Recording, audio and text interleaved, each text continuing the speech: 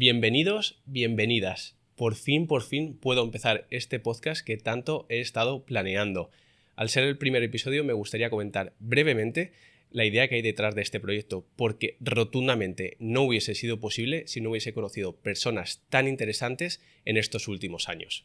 The Gap Closers nace con el objetivo de aglutinar a los encargados y a las encargadas de cerrar el gap, el hueco que hay entre las universidades y la industria por falta de transferencia tecnológica, el gap que hay desde la semilla de una idea hasta que se emprende y se germina dicha semilla, el gap entre los primeros pasos de una startup hasta el crecimiento sostenible de una compañía por carencia de formación en emprendimiento, el gap que hay en innovación abierta entre startups y grandes corporaciones y, por último, el hueco y descomunal desconocimiento de cómo impulsar una idea a través del venture capital e inversión. En definitiva, este podcast es para todas aquellas personas que deseen saber más y ampliar su conocimiento en emprendimiento, venture capital, startups, innovación abierta y muchos otros temas en el que iremos viajando por todo este ecosistema de la mano de los mejores Gap Closers.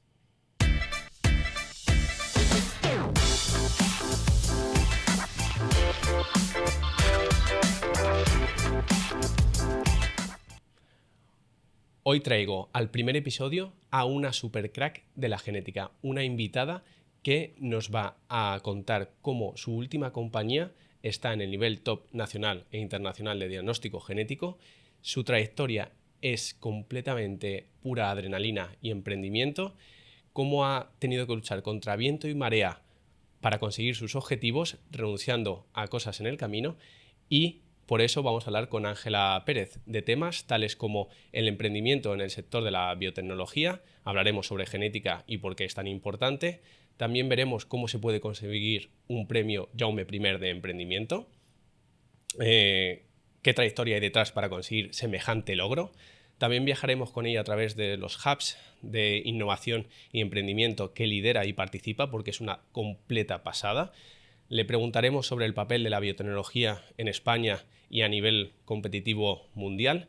Y por último, un tema muy interesante que es el papel de la mujer, CEO, líder de éxito y figura importante que afortunadamente y con mucho esfuerzo común cada vez es más común.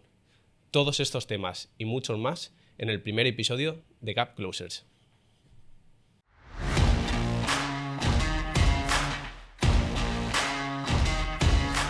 Bueno, Ángela, muchísimas gracias por estar hoy aquí en el primer episodio de Gap Closers. Estoy muy feliz porque creo que abanderas perfectamente lo que quiero conseguir, el objetivo que quiero traer, esta parte de emprendimiento, de innovación, de startups, todo esto. Así que muchísimas gracias por estar aquí. Nada, un placer. Ya sabes, Raúl, que me encantan este tipo de iniciativas y bueno, encantada y muy orgullosa de ser la primera, claro. Sí, pues lo dicho, estoy encantado. Solo por dar algunas pinceladas y que la gente sepa un poquito más de ti, porque creo que es increíble. Yo digo unas cuantas y luego ya lo complementaremos a lo largo de todo el podcast. Pero primero hiciste la carrera en ciencias biológicas, de ahí a los 24 años, si no recuerdo mal, empiezas sistemas genómicos, ya tu primera compañía, porque por aquel entonces dudo que se llamase startup, lo dejamos en compañía. De ahí estás trabajando unos años, saltas a Imegen o Imegen, y de ahí pasa un proceso y llegas a lo que es hoy en día Health in Code, una compañía reconocida a nivel nacional e internacional. Y no se queda solo ahí, sino que tu carrera en los últimos años ha explotado. O sea, presidenta del BioHub, presidenta del BioVal, presidenta de la ADIT, presidenta del Consejo Social de la Universidad de Valencia, estás metida también en el Consejo Vocal de Emprendimiento de la Generalitat Valenciana. ¿Tú duermes? No mucho. La verdad es que duermo 6 horas, que es lo común. Alguna vez 4. Y una vez recuerdo que dormí 8 horas, pero fue algo muy excepcional Ya. que no se reproduce muchas veces. Duermo generalmente 6 horas. Ya, pero todo esto, bueno, requiere una carga de trabajo que iremos hablando durante todo el podcast que, vamos, es de admirar. Y segundo, no quería, antes de empezar de lleno con el podcast, no quería dejar pasar la oportunidad de un poco hablar de dónde estamos, de determinar un espacio donde se respira emprendimiento, innovación. Hay aquí pues muchas startups. Digamos que Valencia necesitaba esto. Además, es maravilloso estéticamente y tú has tenido una gran parte en este proyecto. Cuéntame un poquito más, dale renombre y publicidad. Bueno, la verdad es que a mí me gusta decir que The Terminal es el cinturón de la hebilla de este cinturón de innovación alrededor de la Marina de Valencia. Hace aproximadamente como unos 8 años que una persona que hoy es el director general de Grupo Martínez, de Familia Martínez, que también se llama Raúl Martín, precisamente. ¿No? Vaya, sí, conozco pocos. Sí. Pues él venía de haber trabajado en la Dirección General de Industria, aquí en la Generalitat Valenciana, y bueno, luego saltó al mundo privado y le encanta el emprendimiento. Y lo que hizo fue preguntarnos a algunos de nosotros, pues para empezar Iker Marcaide, Iñaki Berenguer y a mí misma, y nos fue preguntando si unos conocíamos a los otros. La respuesta fue que no nos conocíamos, y entonces Raúl tuvo pues la inquietud, digamos, o las ganas de reunirnos a todos y empezar a crear aquello que finalmente se materializó como la Asociación Valenciana de Startups y que pasó de 0 a 450 socios en muy poquito tiempo, Wow. lo cual, digamos, lo que está reflejando es que existía un caldo de cultivo importante en la ciudad y que teníamos muchas ganas de juntarnos y de explorar todo esto. Entonces, bueno, yo creo que ese fue el inicio. Se inicia, como digo, hace 8 años y al final todo esto pues se ha ido materializando en diferentes iniciativas de la sociedad civil. Por cierto, no hay un plan estratégico de la ciudad, pero sí la sociedad civil, los que nos dedicamos un poco a esto, a lo que yo también me dedico, hemos ido buscando nuestro acomodo en las diferentes ex bases de la Copa América y que hemos ido rehabilitando y hemos conformado un plan estratégico un poco como suma de las iniciativas individuales. Es verdad que nos hemos ido encontrando, hemos ido compartiendo nuestros planes y nos hemos acomodado a uno único que creo que da muchísimo valor a la ciudad y que creo que nos pone en el mapa. Es que esto creo que es muy importante porque al final está colocando a Valencia en un epicentro de innovación muy grande, donde en la última década ha tenido una explosión muy importante a nivel nacional, que luego hablaremos un poquito más de esto. Pero bueno, vamos a ir por partes. Primero de todo, vamos a seguir conociendo un poquito más a Ángela, a ti.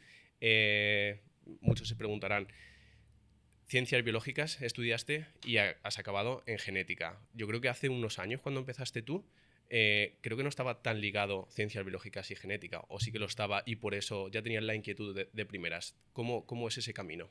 No, en absoluto. Yo tengo 51 años y cuando estudié biológicas, 1991-1996, pues las salidas típicas de un biólogo eran por este orden: vender móviles a la puerta de Carrefour, en segundo lugar dedicarse a la formación. McDonald's.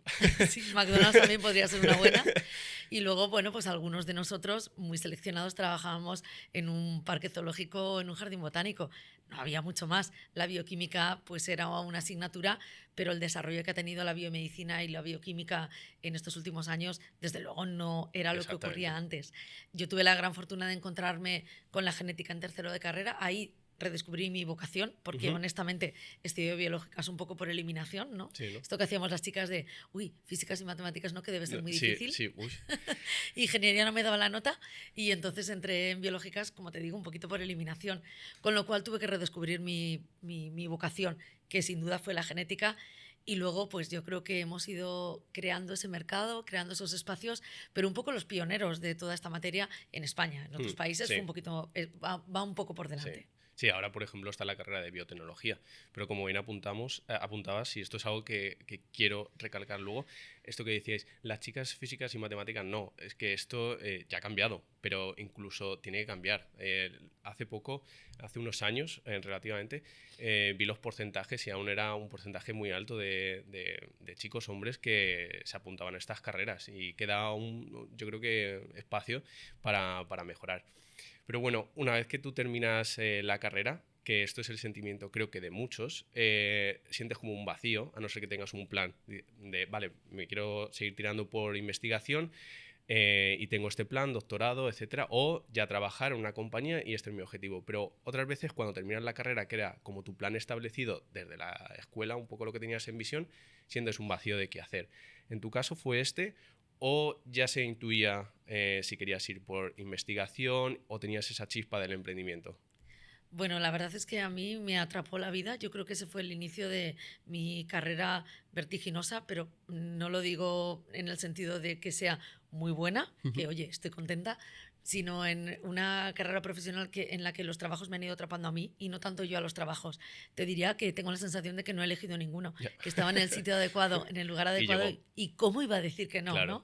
Entonces, no tuve ese periodo de reflexión ni a qué me quiero dedicar, ni siquiera pues esas pruebas de trabajos que al final no te convencen y vas descartando lo que te Sí. gusta, eligiendo lo que te gusta y descartando lo que no te gusta. Como me gustaba mucho la genética, estuve pico pala persiguiendo a un profe de la universidad, del departamento de genética, porque lo descubrí en unas paellas, algo que ocurría antes, que ahora ya no ocurre en los campus porque creo que los comas etílicos eran demasiado elevados y decidieron eliminar esta actividad Sí, que me teníamos. me suena eso. Pero molaba mucho. Sí. Yo creo que esto hay que reconsiderarlo. Entonces, bueno, ahí descubrí a un profe de genética de mi ¿Manuel? universidad, Manuel Pérez Alonso, Sí. y luego estuve pico pala hasta que me dijo que sí me dejaba entrar en su departamento. Esto era una concepción de becario que hoy no tenemos. Sí. Es un becario infinitamente por debajo de la Sí, escala sí, que hoy sí. tenemos. Entonces, esto consistía básicamente en trabajar al lado de alguien que estaba haciendo la tesis doctoral y si fregabas los matraces, que ahora hay todo en materiales de plástico, Sí. pero entonces había mucho, se reciclaba más, Sí.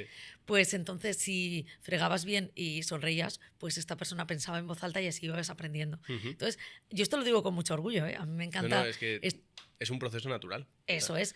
Ahora pues vamos un poco con la ley y mis derechos por delante y está muy bien, Sí. pero yo creo que yo no diría que aquella forma de enseñarnos era mala. Sí, ha cambiado mucho, ¿eh? Yo también viniendo del mundo de la academia, ahora se ve un gran cambio. Es como, vale, ¿qué horario tengo antes de empezar algo y cuáles son las condiciones más allá de la propia vocación?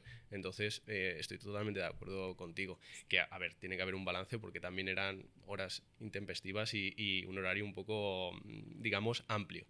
Pero bueno, me alegro de que hayas sacado a Manuel porque ya entrando de lleno en el emprendimiento, a los 24 años se funda Sistemas Genómicos y quiero saber un poquito más, porque es realmente extraño, hace ya muchos años, pensar en la época de tener el concepto de emprendimiento, que no es el mismo que hay ahora, y segundo, estar en la universidad, que hay incluso ahora muy poca transferencia tecnológica. Entonces, Sí. ¿cómo surge? ¿Es tuyo, del equipo? ¿Hay alguien que ya tenía experiencia? Sí, lo que hacemos es cuando yo entro en el departamento de genética, digamos que estoy trabajando y ayudando y mi meta era conseguir una beca para hacer la tesis doctoral. Era el camino que a nosotros todos nos marcaban y lo que querían tus padres para ti. Sí. Entonces, eso fue así hasta que Manuel Pérez Alonso consiguió un hito para mí histórico y muy relevante para nuestra región y también para España, y es poder participar desde Valencia y como único grupo en España en los primeros proyectos de secuenciación de organismos modelo. Entonces, en aquel caso participamos en un proyecto en el cual secuenciábamos una mala hierba china, no porque nos interesara en sí misma, sino porque tiene un genoma muy pequeñito, ya que yo pues lo cogió un grupo alemán, lo dividió en trocitos y lo repartió a 10 países diferentes de la Unión Europea. Nosotros en España nos tocó nuestro trozo y teníamos nuestra parte de financiación europea. El resto de países, los nórdicos, Alemania y otros, pues tenían una extra financiación por parte de su país. España no, por supuesto. Tampoco ha cambiado mucho, yo creo, ¿eh? O sea...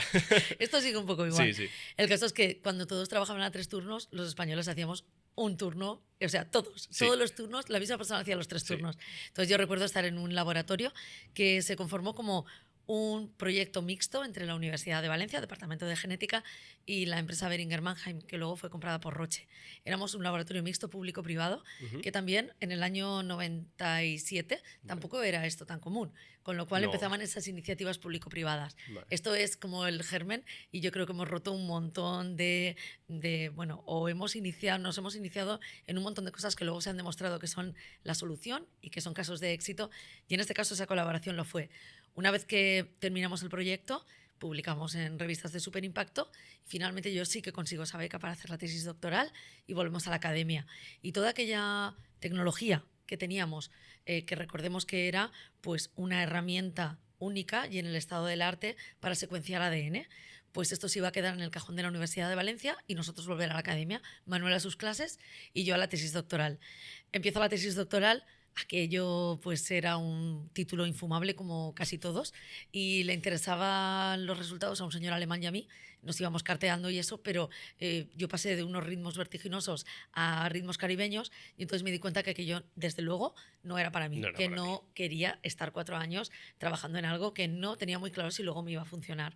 Y entonces fue Manuel Pérez Alonso, honestamente, quien me fue pinchando y entre los dos, finalmente, y con otro grupo de motivados, pues los que dimos ese primer paso. Y lo que hicimos fue, no existía Google, miramos lo que pasaba en otras partes del mundo y vimos que en Estados Unidos empezaban a utilizarse las herramientas de secuenciación de ADN para hacer diagnóstico genético y con esos datos, esa información genética de los pacientes, complementar otros diagnósticos, pues bioquímicos, Sí. inmunistoquímicos, lo que fuera. Y con esto llegaban a conclusiones que permitían un mejor tratamiento o una mejor dosificación de los medicamentos. Entonces dijimos, ostras, qué chulo, esto se está empezando a aplicar, tenemos tecnología en una de las grandes tendencias mundiales, estamos convencidos de que la secuenciación de ADN se impondrá en nuestro país y fíjate, no tenemos competencia, vamos a montar el primer laboratorio en España. Sí. Y así, y ese es el germen de sistemas genómicos, que a mí me gusta decir, porque es verdad, que fue la primera empresa de biotecnología montada en España. Y por cierto, bueno, oye, orgullo de pertenencia, Sí, sí. Empresa valenciana, que sigue siendo una empresa valenciana, tanto sistemas genómicos como las derivadas de Sí, sistemas sí. No, es genómicos. que es para sacar pecho, porque yo creo que todo el sistema biotecnológico, pensar ahora 30 años, no estaba nada desarrollado. O sea, ha venido ahora la ola, una ola muy grande, donde vemos muchas más iniciativas, mucha más gente que se apunta a la ola y obviamente mucho más dinero e investigación en ello. También más fácil en el mundo en el que estamos ahora. Pero bueno, quería hacer un pequeño inciso para que el público entendiese mejor la genética, que es todo este concepto. A ver si nos puedes explicar un poquito, en rasgos generales, qué es la genética, por qué es importante y qué podemos diariamente sacar de ello. Vale, esto es difícil y el reto consiste en contarlo en 2 minutos y que lo Sí. entienda todo el mundo, ¿eh? Ese, digamos, sería el Sí, reto. a ver si lo puede entender, por ejemplo, Venga. mi abuela, que ya sería... Vamos a intentarlo, vamos Sí. a intentarlo. Bueno, nosotros en nuestro genoma tenemos 21.000 genes y existen 8.500 enfermedades raras en las cuales están implicados un gen o varios genes. Entonces, hacer diagnóstico genético lo que implica es secuenciar uno o varios genes o todo el genoma completo para ver si los cambios que encontramos en un determinado gen o en varios genes en un determinado paciente tienen que ver con que ese paciente es alto o bajito, o tiene los ojos azules o tiene los ojos marrones, o bien esas mutaciones, lo que hacen, esos cambios en el ADN, lo que hacen es predisponerlo a tener una enfermedad genética o hacer que de hecho la tenga. Con lo cual, el primer bloque para lo que sirve la genética es para secuenciar el ADN de un determinado individuo, comparar ese ADN con el ADN de un humano sano, Sí. que es un humano de referencia, y encontrar la causa genética, en caso de que encontremos esa mutación, que lo condiciona a tener un determinado problema. Por ejemplo, un cáncer hereditario, por ejemplo, un problema Claro, cardiológico. Que eso deja marcas. Sí. Y se pueden buscar y ver. Eso es. Y algunas enfermedades, algunas de ellas conocidas como la fibrosis quística, el X frágil, porque a veces las tienen los hijos de personas famosas y tienen a bien compartirlo con todo el resto de la sociedad. Claro. Y luego otras 8.495 enfermedades que son muchísimo más complicadas, cuyos nombres probablemente no se conocen, pero que es verdad que cuando tienes en la familia un niño con alguna de estas enfermedades, pues es imprescindible diagnosticarlos para que entren a formar parte de la asociación correspondiente, porque las enfermedades genéticas, recordemos que son enfermedades raras, afectan a un porcentaje de la población muy pequeñito, en alguna de ellas solo son 40, 50 personas las que están afectadas en un país como España, pero es importante que se pongan en común y que tengamos la secuencia de ADN de ese paciente para que puedan entrar en ensayos clínicos, en aquellos procesos de investigación a lo largo de todo el mundo, que están produciéndose en todo el mundo, para encontrar en un momento dado la cura o un tratamiento para ellas. Ese sería el primer bloque. El bloque que nosotros iniciamos o intentamos iniciar en el año 98 con la Fundación de Sistemas Genómicos, que ya se venía realizando en Estados Unidos, o se empezaba a realizar en Estados Unidos, y que hoy en día seguimos trabajando en ello. La diferencia es que antes secuenciábamos un gen, mirábamos y dábamos un diagnóstico y tardábamos un tiempo importante. Y ver la correspondencia, a ver si... Exacto. Y es caro. Secuenciamos un gen y valía más o menos 1.000 euros. En este momento, por el precio de 1.000 euros, o incluso un poquito menos, por 700 euros, pues estamos secuenciando los 21.000 genes y estamos dando el resultado en muchísimo menos tiempo. Sí, ahora se secuencia todo el genoma y miramos en él para encontrar esas mutaciones que condicionan la enfermedad. O sea que esto sigue siendo un bloque que seguimos manteniendo. Segundo bloque, medicina personalizada o medicina de precisión. Se llamaba personalizada en el pasado, pero nos dimos cuenta de que no iba por personas, iba más bien por grupo de personas y entonces ahora le llamamos de precisión. Vale. Y esta tiene que ver con el cáncer, por ejemplo. El ejemplo mejor es el cáncer. Tiene que ver con que a los individuos no nos sientan igualmente bien los medicamentos, por ejemplo, y nuestro acervo genético, nuestra condición genética, nos condiciona para estar mejor predispuestos a que te siente bien un tratamiento. Entonces, por ejemplo, en el caso del cáncer, sabemos que hoy en día un paciente al que se le detecta un determinado cáncer acude a la consulta de su oncólogo, le dan el tratamiento que el protocolo clínico determina, que es generalmente el más barato también, y sabemos que el 25% de esos pacientes no responden bien a ese tratamiento, Vale. el tratamiento no les funciona. Es un porcentaje alto. Claro. Esto conlleva efectos secundarios y además no estamos tratando el cáncer, que es muy importante hacerlo desde el minuto número 1. Aquí hacemos pruebas de anatomía patológica y determinamos el diagnóstico del cáncer. Ahora lo que tenemos que hacer es conseguir democratizar la tecnología de ADN, de secuenciación de ADN, para que además de la prueba de anatomía patológica hagamos una prueba de diagnóstico genético que lo que nos hace es caracterizar perfectamente bien el ADN del cáncer, es decir, qué mutación ha tenido ese tejido para producir un crecimiento incontrolado, que eso al fin y al cabo es la definición de cáncer, y en base a esa mutación, como los tratamientos, las farmacéuticas los diseñan buscando esas mutaciones, sabemos exactamente cuál es el tratamiento del fármaco adecuado para ese paciente. Vale. Esto, cuando empezamos a trabajarlo en Health & Co, en la empresa en la que actualmente hoy trabajo, tenía un coste de 2.500 euros y lo hacían unas cuantas empresas en el mundo. Hoy en día este precio va por unos 450 euros y bajando. Sí. Y estamos buscando que esto sea absolutamente democrático. Hoy en día se hace a todos los cánceres pediátricos, por supuesto, Sí. pero hay población que se queda, pues que no tiene acceso a este tratamiento. Y eso es lo que hacemos algunas de compañías, incluida la mía, buscar herramientas cada vez más baratas que nos permitan que esta tecnología sea accesible a todos los pacientes con cáncer. Sí. Segundo bloque, medicina personalizada. Igual que cuento este caso, habría otros, pero me parece que este es el más llamativo y el más relevante. Sí. Y el tercer caso es, pues las mujeres hoy en este país vamos a vivir 85 años, pero nuestras hijas probablemente se acerquen a los 90 y así, no te digo exponencialmente, pero sí en una buena proporción, los hombres un poquito menos. La esperanza de vida aumenta mucho, afortunadamente, pero esto no quiere decir que vayamos a llegar a esos 90 años perfectamente bien. A tope, que llegue ese... No. Claro, hoy en día ya sabemos lo de los ejercicios de fuerza, los hábitos de vida saludables, la alimentación sana. Vamos teniendo cada vez más tips que nos condicionan a llegar saludables. Mejor, pero... Eso es. Pero en algún momento decae. Eso es, eso es. Entonces, hoy en día, más o menos sobre los 60 años, empezamos a ir con frecuencia al ambulatorio y empezamos a hacernos un montón de pruebas. Y todo esto pensamos que el sistema sanitario que tenemos en este país, por supuesto, no lo va a aguantar. Desde los 60 hasta los 90, 30 años de una población que envejece a unas tasas enormes. Y que empieza a llegar la ola. Eso es, los boomers estamos llegando. Es.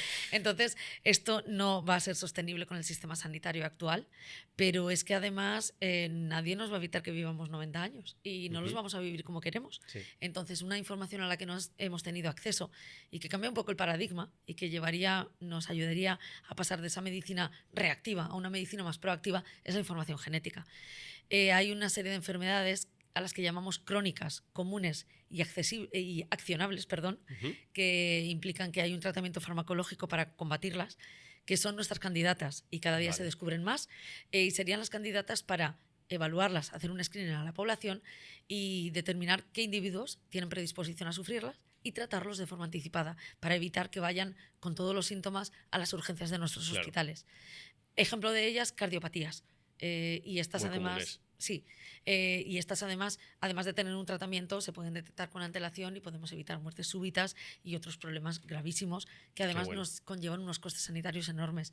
Hipercolesterolemia. El colesterol elevado también haría que tratáramos con estatinas desde una edad temprana y no tuviéramos otros problemas relacionados cardiovasculares y además también de corazón.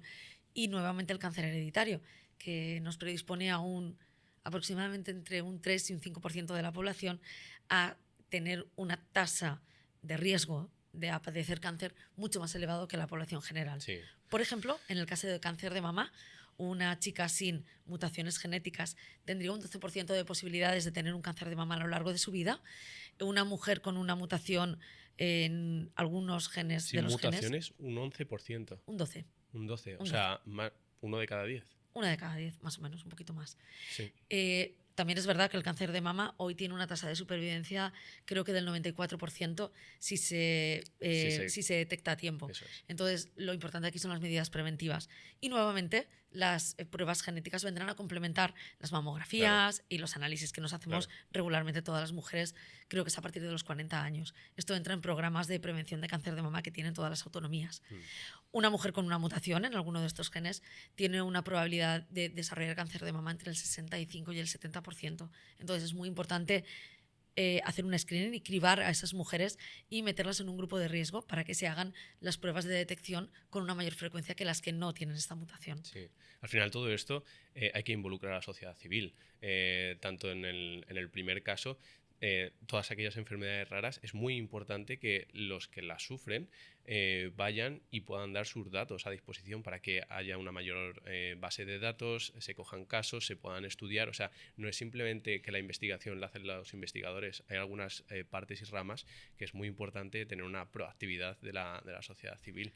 Pues afortunadamente el ADN, el genoma, es patrimonio de la humanidad y entonces, aunque nos dedicamos a la empresa privada y aunque es verdad que tenemos bases de datos en las que hemos contratado a personal, talento muy complicado de retener y muy complicado de formar, y tenemos esas, como digo, bases de datos, las industrias privadas, en las que sabemos si la mutación se debe. ¿Te acuerdas que hablábamos de que un cambio en el ADN entre tú y yo nos condiciona a que tú seas alto y guapo y yo soy más bajita, o yo tengo los ojos azules y tú los tienes marrones? Esto es un cambio que se le llama polimorfismo y no tiene ninguna relevancia.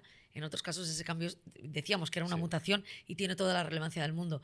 O para determinar si un cambio es una mutación o no, se requiere que los expertos así lo determinen.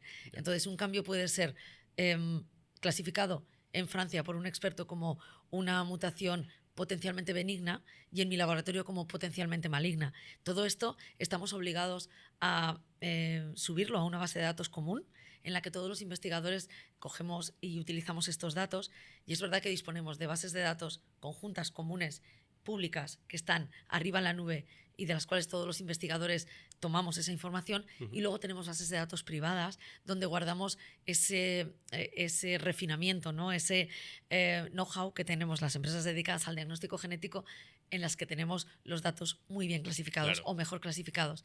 Pero es verdad, y para gran satisfacción de todos, hay mucha información común que los científicos públicos, privados, con ánimo de lucro y sin ánimo de lucro, manejamos de una forma común, lo cual hace que el conocimiento avance muy rápido. Sí, la información siempre ha sido como una especie de traba en el mundo académico, porque por eso están las revistas, accede o no a mi información, a mi investigación. Ahora está el Open Access, que puedes acceder no para todos ni todos los artículos, pero siempre ha habido una lucha de cuánta información tiene que ser pública o disponible. Pero bueno, volviendo un poquito más para atrás, retomando ya la parte del emprendimiento en sistemas genómicos, que no quería dejar pasar la oportunidad de que nos cuentes un poco, cuando ya formáis el equipo, imagino que falta pues mucha formación de emprendimiento que se hace ahora, cuál es el mercado, el negocio, la patente, hay que mirar miles de cosas, también la parte legal de una empresa, que para todo esto dudo que te preparen en la carrera, lo sabemos de sobra, que hay muchas asignaturas un poco superfluas, pero no te preparan para nada de formación. En vuestro caso, ¿cómo fue esto? Bueno, en nuestro caso fue lo que hoy tú estás ahora mismo diagnosticando, que ahora aprovecharemos los micros para reivindicar. Sí. Pues imagínate... Quiero entrar un poquito de lleno en un par de preguntas. Lo tenemos que multiplicar por 100. En el 98 es que directamente no emprendíamos. Claro. En Valencia no se emprendía en el 98. ¿Se emprendía en Boston? Probablemente. Sí. Con mayor tasa, seguro que sí, infinitamente. En Valencia no aquí se hacías emprendía. Una locura. Claro, aquí pues yo recuerdo cuando le dije a mi madre que iba a montar una empresa y que me iba a hacer autónoma. Autónoma era una palabra absolutamente prohibida. Sí, Y ya no te digo, un autónomo puede ser una persona que desarrolla su actividad profesional con un cierto conocimiento técnico. Ni te cuento la transferencia de conocimiento desde la universidad al mundo privado y montar una empresa que hoy se llama de sí. base tecnológica, que en aquel momento también se llamaba así, pero efectivamente tú has dado en el clavo, ni la palabra startup ni spin-off eran palabras Sí, conocidas. nada. Yo fui una spin-off después de que se conociera la palabra, digamos Sí. que, y fui la primera spin-off de la Universidad Ahora de lo Valencia. defines, pero en ese momento básicamente sería una locura. Exacto, exacto. Entonces empezamos la compañía con la mochila completamente vacía, sin ningún conocimiento, pero no solo en emprendimiento, ningún conocimiento del mundo empresarial. Claro. Entonces esto es absolutamente una locura, Sí. es una inconsciencia Ahora mismo tremenda. sería impensable intentar fundar algo, hacer una spin-off, una startup, sin tener ningún tipo de conocimiento, estar preparado, porque no puedes llegar a ningún lado, probablemente. Es que tampoco es necesario, porque yo creo que somos unos cuantos y precisamente este tejido que también podemos llamar ecosistema, o estas personas que estamos dedicándonos a cosas como esta, que no son exactamente nuestra profesión, sino aquello que nos gusta y que hacemos encantados, precisamente va encaminado a eso, encaminado a que hoy, y como dato, a mí me encantan los KPIs y me encanta dar siempre un dato que refleje qué pasaba antes y qué pasa después. Cuando yo emprendí existía en Valencia el sitio donde montar una empresa de base tecnológica que se llama CEI Valencia, que en el año 98. Hoy en la página Emprenem Junts de la GVA podemos encontrar 233 sitios o entidades públicas, privadas y de todo tipo relacionadas de alguna manera con el emprendimiento. Aceleradoras, Menudo cambio. inversión, claro. Sitios donde nos van a enseñar y luego, pues no sé, te diría decenas de cursos y cursitos y cursillos y charlas y eventos donde los más senior vamos a hablar a los más junior de qué es lo que se pueden encontrar por el camino, qué es lo que se van a encontrar y también dónde pueden conseguir ayuda. Y sobre todo y ante todo, por encima de todo esto, sitios donde, como en este sitio donde estamos ahora, de Terminal, donde vamos a encontrar la confluencia de todas esas personas que buscan bueno, pues resolver alguno de los retos que se están encontrando por el camino. Esto es imprescindible. La soledad del emprendedor es algo de verdad desolador. Sí, una de las, yo creo que de las aptitudes más importantes y que yo creo que ahora se está dando cuenta la sociedad, al menos para la clase media, es el poder del networking, de las conexiones que puedes hacer, dónde te pueden llevar y qué puedes aprender de ellas, porque tú no te esperas nada al ir a un evento y sales con 2 contactos que te ha cambiado la vida, por ejemplo. Entonces, es un arma muy, muy potente que yo animo siempre pues a dedicarle tiempo, a saber que pueden surgir oportunidades incluso de la nada.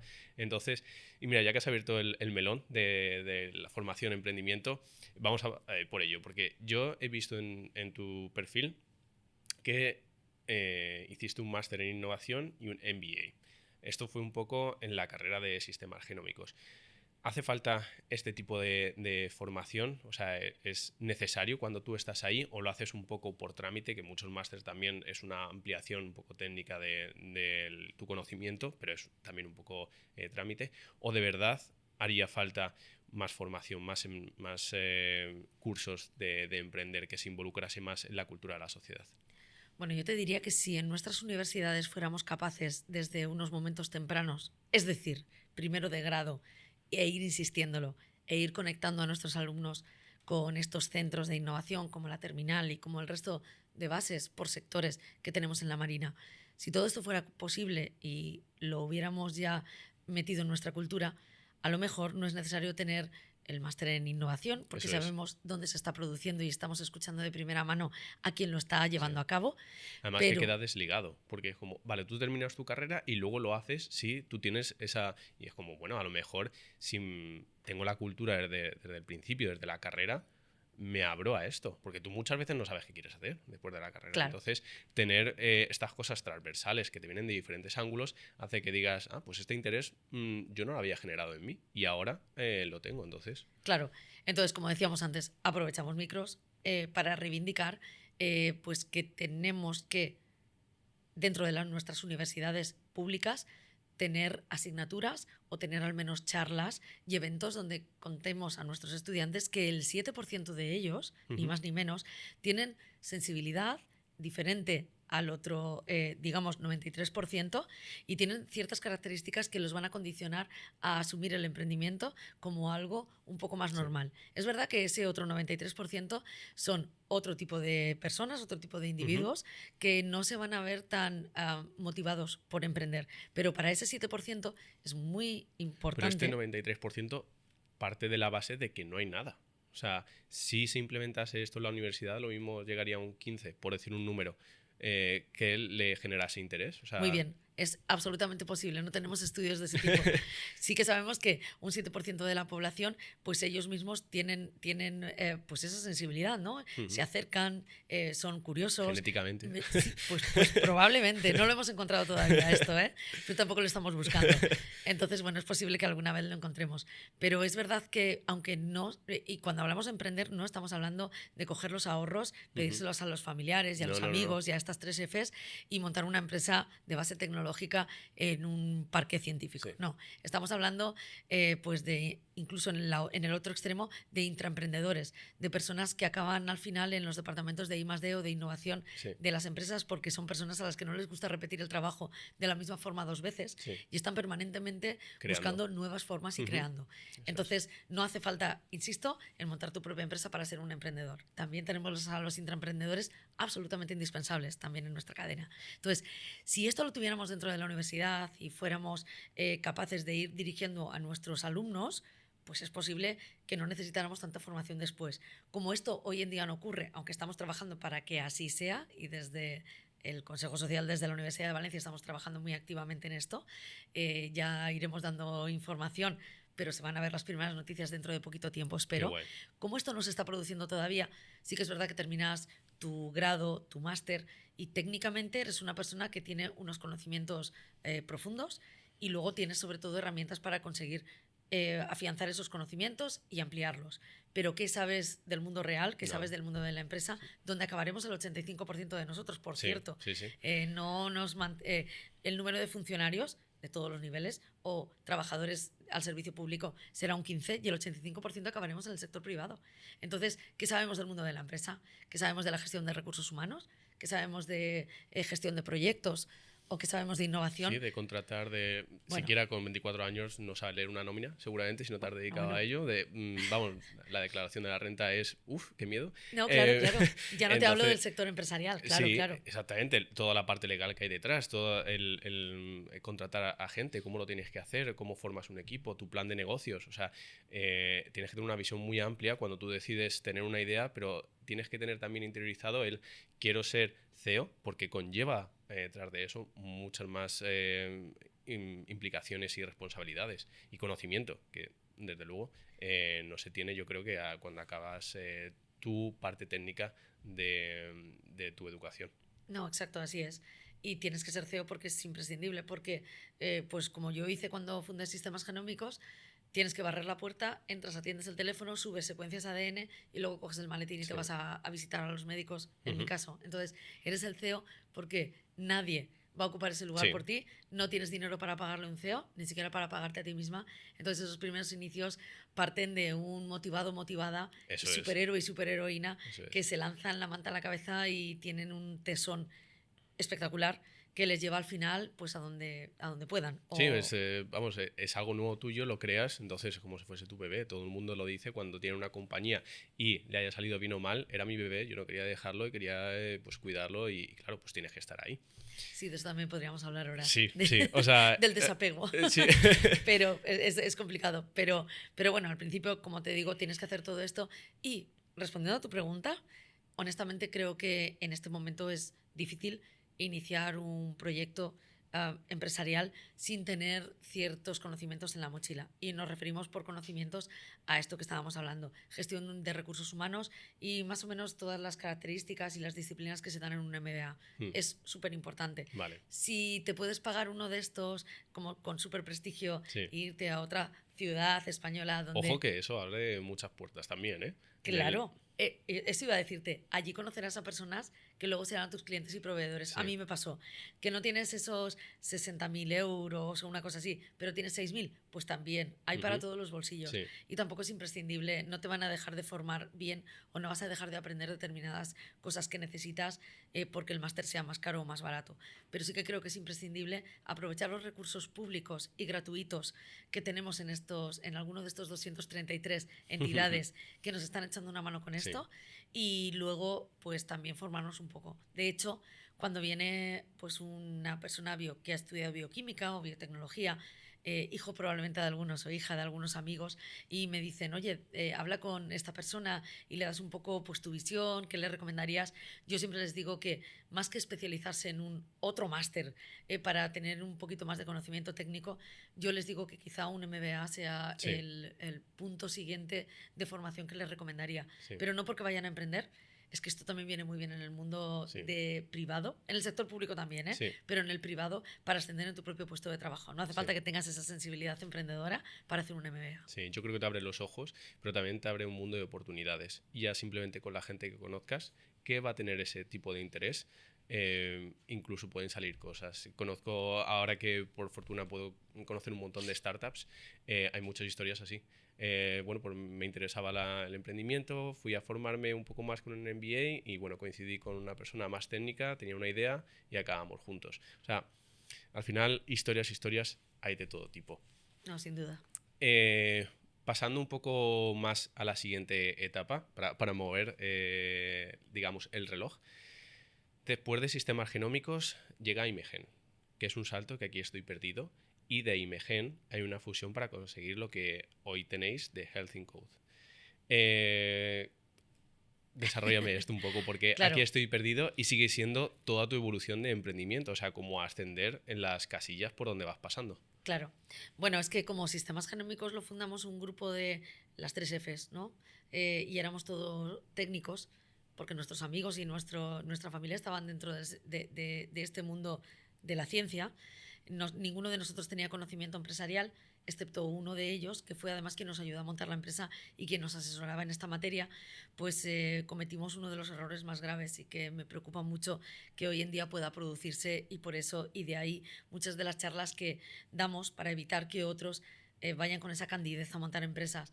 Y lo que nos ocurrió es que al cabo de los 10 años ese socio se quedó con toda la empresa, sí, con las participaciones de toda la empresa, y fuimos expulsados de nuestro propio proyecto por uno que se las sabía todas del mundo empresarial, aunque conocimientos técnicos no tenía muchos. Que además coincidió con el punto, claro. Y además coincidió con el punto en el que nuestra empresa empezaba a ser rentable. Entonces, digamos que ahí, aparte de los másters, el MBA, cuando yo lo hice, en el cambio o en la transición entre sistemas genómicos e Imagen, le puso nombre a todo aquello que me había ocurrido con anterioridad, y yo tengo 2 másters, el que me costó caro y el que me costó absolutamente caro, no solo económicamente sino emocionalmente, y que tuvo que ver con perder la compañía justo cuando empezaba a despuntar 10 años después, de manos además del que había sido tu socio y en el que habías puesto toda la confianza. Entonces no sabíamos palabras como un pacto de socios, no sabíamos lo que era una ampliación de capital prácticamente, y entonces bueno, pues por eso además sigo recomendando que el emprendedor tenga algo de formación en el mundo de la empresa, porque no se puede delegar absolutamente este conocimiento en tus socios. Te pueden pasar cosas como esta. Es muy importante también dejar cosas por escrito, la confianza está muy bien, empiezas como amigos y terminas totalmente separados. O sea, el mundo de los negocios, al final cuando hay dinero entre medias, es peligroso, puede ser algo muy bonito, pero puede ser peligroso. Entonces, esto creo que encaja un poquito a una de las partes que sí quería que dejases como en primicia. ¿Cuáles serían los 3 consejos que darías a cualquier emprendedor de, mira, vas a pasar por esto seguramente, o si lo quieres pensar de otra forma o lo quieres mezclar, qué 3 errores deberían de no cometer? Que es seguramente, mira, vas a caer si no haces esto. Bueno, yo creo que hemos hablado de algunos de ellos. El seleccionar los socios es muy, muy importante. Hemos hablado de un caso muy negativo que acabó de la peor manera posible, pero es verdad que por el camino lo que tengo y con el resto de socios tengo una relación excepcional 30 años después. Ninguno de ellos sigue en Health in Code. Soy la única socia inicial que ha permanecido en el proyecto. El resto salieron con mucho éxito. Primero vino un zasca importante, pero luego todos ellos han salido con mucho éxito de este proyecto y bueno, yo creo que seleccionarlos es muy importante. He dicho antes que cuando yo Bueno, eso monté también dice mucho de la personalidad de la líder, de cómo se trabaja esa relación, de, Sí, oye, sí, es todo transparente, todo sí, buena persona, básicamente. sí. Fíjate, esto enlazaría un poco. Seleccionar a los socios, por tanto, es muy importante. Hemos dicho antes que no existía Google, ahora sí. Y Ujú. cuando tú pones el apellido de una persona con la que te quieres asociar y en lugar de salir premio o iniciativas bonitas, sale sentencia del juzgado número no sé cuántos, Ujú. como sale cuando pongo el apellido de aquel que en su momento nos engañó, pues entonces esto es que vamos por mal camino. Eso Ahora es. yo creo que hay que tomarse un poco de Hay tiempo más para seleccionar. herramientas Sí, para eso es, eso eso es. es. La segunda un poco diría, yo creo que uno de los principales problemas que vamos a encontrarnos es la gestión de recursos humanos o de personas, que se dice ahora. Es lo más difícil que creo que aprende un emprendedor porque tienes todo tipo de presiones y de condicionantes, muchas veces económicos, que te hacen pues llevar a los extremos a tu equipo en todos los sentidos y gestionarlos de forma adecuada. Yo creo que es importante. Entonces, seguro que vas a acabar muy mal con alguno de las personas que han formado parte de tu equipo. Seguro que vas a contar con tus amigos de promoción y de carrera porque son tus personas de confianza. Las meterás en la empresa y tendrás algún problema. Entonces, esa parte también es algo que seguro que te va a pasar y que en la medida en la que escuches a los grandes expertos en gestión de emociones y de personas, yo creo que te va a dar herramientas también para saber controlar la ira, Ujú. controlar la propia ansiedad, las presiones y poder trabajar con tu equipo de la mejor manera Sí, posible. Sin duda vas a perder amigos, pero también vas a hacer un montón de amigos más. sí. Yo aquí quiero también dejarla...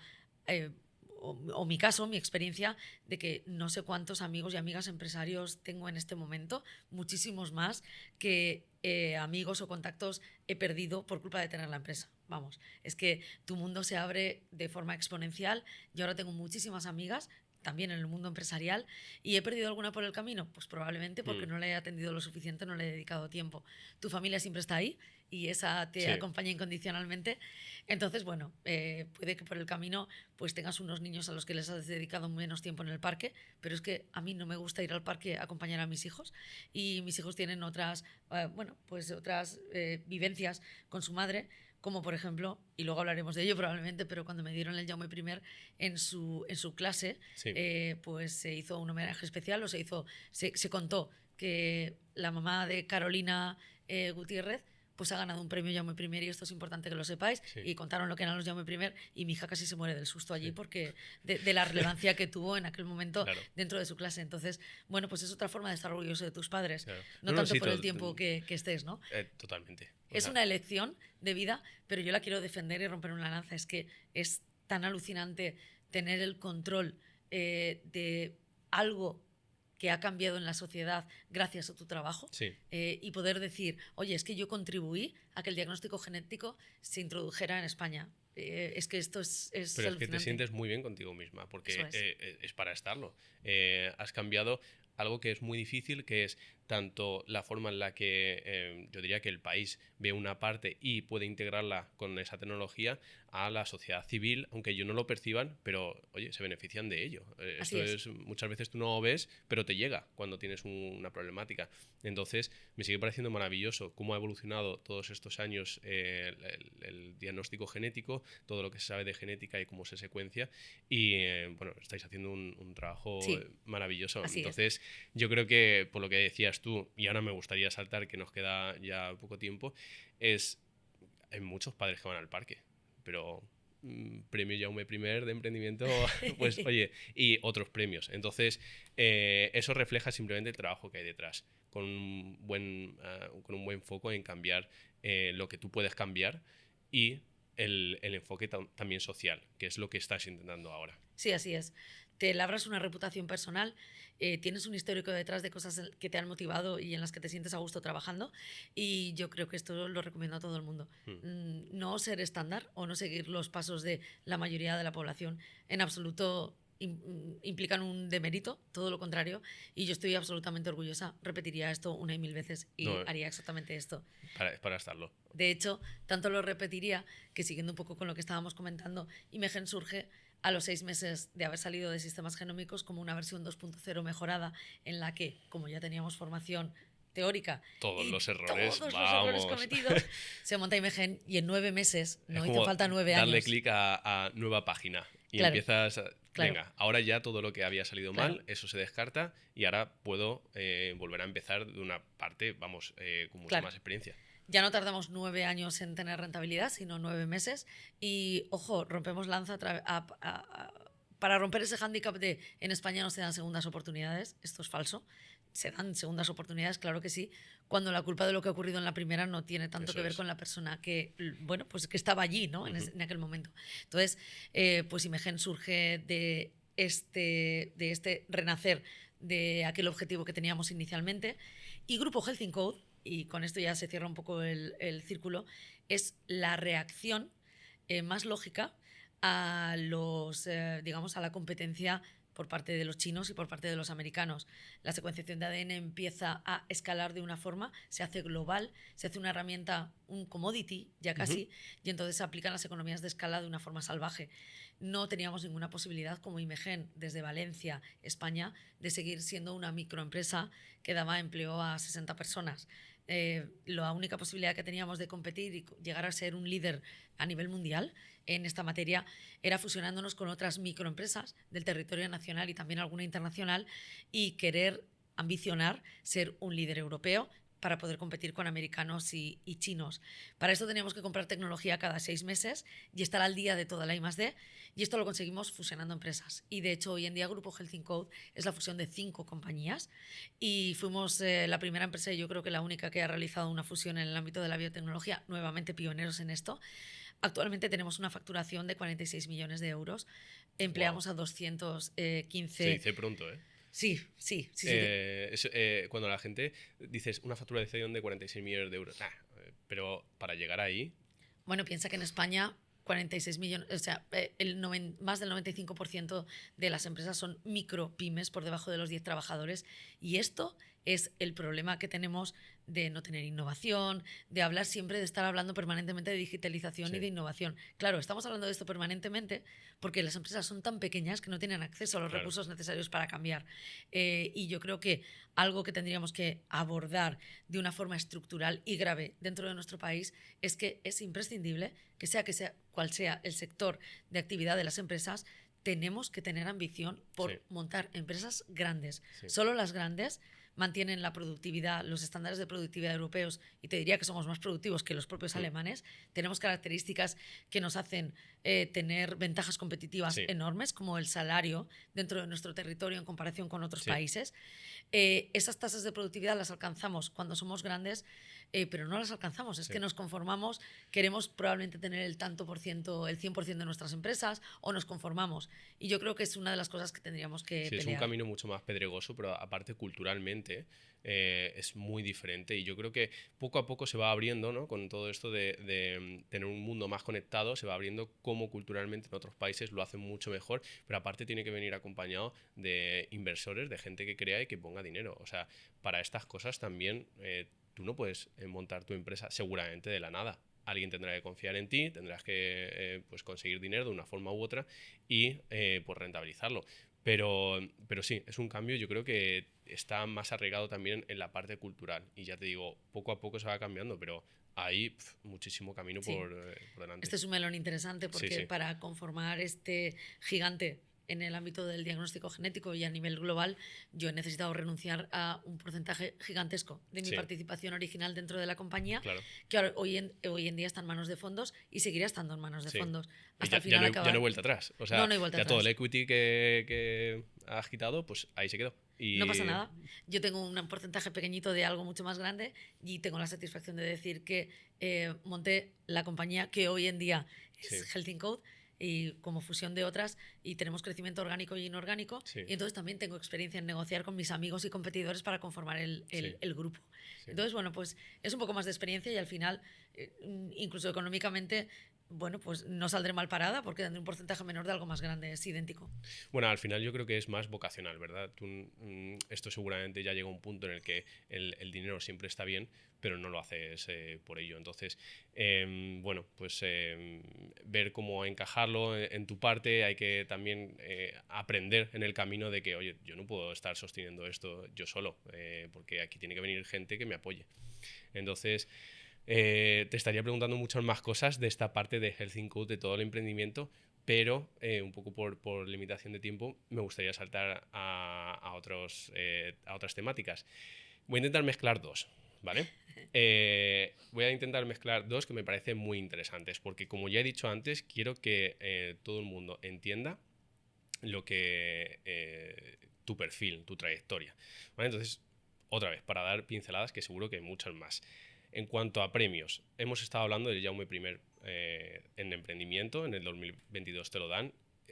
A mi parecer, creo que uno de los premios más importantes a nivel nacional. También tienes un premio de la Fundación La Caixa, de emprendimiento en la parte de la mujer. Un premio o un reconocimiento de Funditec, creo, y también un premio de la Universidad de Valencia, Alumni Plus, entre otros muchos. No sé si te queda más espacio en tu pared o en tu mesa para poner más. Tengo muchos, la verdad es que tengo muchos, sí, da cierto pudor. Pero bueno, lo que quiero reflejar es que todo esto viene de una trayectoria de trabajo, no de algo que, bueno, pues cuando tú lees el currículum de alguien siempre ves la foto, muchos premios, bueno, pues bien, pero es que hay trabajo, hay que saber que esto no te dan el Jaume I por estar sentado en el sofá. Fíjate, yo tengo dos publicaciones de muy alto impacto porque participé en un proyecto de secuenciación de genomas que hemos hablado antes, que fue muy importante, pero podría no tener ninguna, realmente, porque mi trayectoria profesional no iba encaminada hacia ahí. Yo creo que esta profusión de premios que he ido teniendo a lo largo de mi carrera es el equivalente en los investigadores a los papers que van publicando a lo largo de su vida. Alguien puede tener 60, 80, 100 papers sin habérselo currado a tope, es imposible. O sea, yo creo que los premios vienen como reconocimiento a esa escalada en el ámbito empresarial, a ese montar una empresa muy rara en un lugar extraño porque no estaba facilitado que así fuera, luego tener cierto éxito, luego volver a tener éxito, luego montar más empresas alrededor de esta complementarias y luego dedicarme pues a otros ámbitos o haber hecho el ciclo entero del emprendimiento, de emprender una empresa de base tecnológica, darme cuenta de que hay grandes retos o identificar los retos más importantes y dedicar mi trayectoria a partir de ese momento no solo a diagnosticar que eso ocurre, que eso lo puede hacer todo el mundo y además encima es que el diagnóstico es coincidente, sino a trabajar para cambiarlo, ¿no? Estos dos retos básicamente, y me gustaría dejarlo aquí, vamos, dicho, Sí, sobre sería, piedra. claro, eso es, nuevamente reivindicación, serían dos principalmente. El primero de ellos es la transferencia desde los centros donde se generan los eurekas, ¿no? Los hallazgos científicos hasta la sociedad a través de las empresas. Esto no lo hacemos bien en las universidades públicas, que es donde ocurre la investigación, y tenemos que hacerlo mucho mejor. Totalmente de acuerdo. Ese sería un primer bloque. Ahí yo estoy trabajando como presidenta del Consejo Social, también muy honrada de tener en este periodo de 4 años la posibilidad de poder influenciar para que esto cambie. Y luego el segundo gran hándicap es la inversión. En esta ciudad y también en este país, la cultura de inversión tenemos que cambiarla. Sí. Es que tenemos que accionar sobre ella. No puede ser, hemos tenido el COVID, que los españoles estemos sentados esperando que otros humanos en otros países encuentren la fórmula para para vacunar el COVID o para prevenirlo. No puede ser.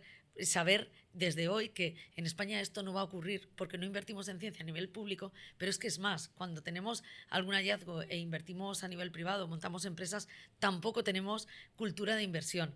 Hay grandes fortunas también en España que deberían tener sensibilidad e invertir un tanto por ciento de esa fortuna, aunque no sea una cantidad enorme, en este tipo de proyectos de impacto. Sí. Y yo, claro, rompo una lanza hacia los biotecnológicos, ¿no?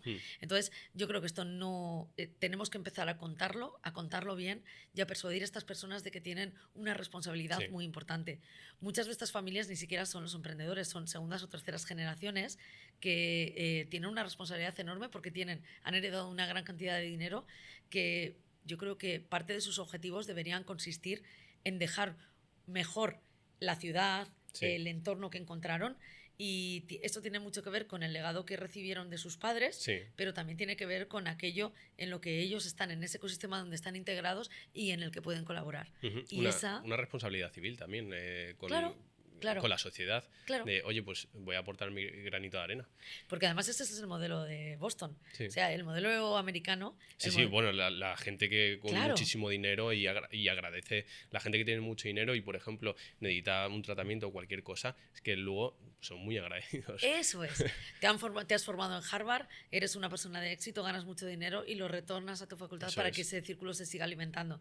Entonces, si estamos viendo cuáles son los casos de éxito y luego llegamos aquí y decimos, ay, pero si es cultural, ¿cómo que pensaba que es que en España éramos más tontos? No. No. Si el talento está igualmente repartido.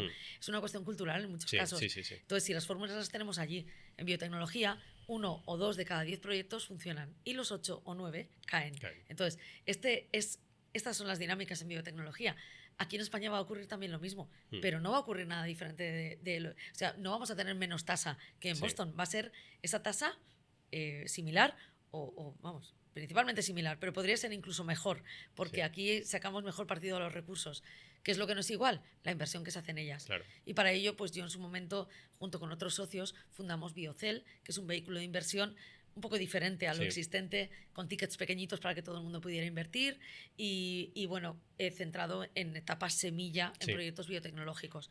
Esto se produce dentro de BioHub, que es esa vertical sectorial de biotecnología al lado de la terminal, en el cinturón de innovación de la Marina de Valencia, donde tenemos a las empresas biotecnológicas hablando entre ellos, ¿no? y trabajando.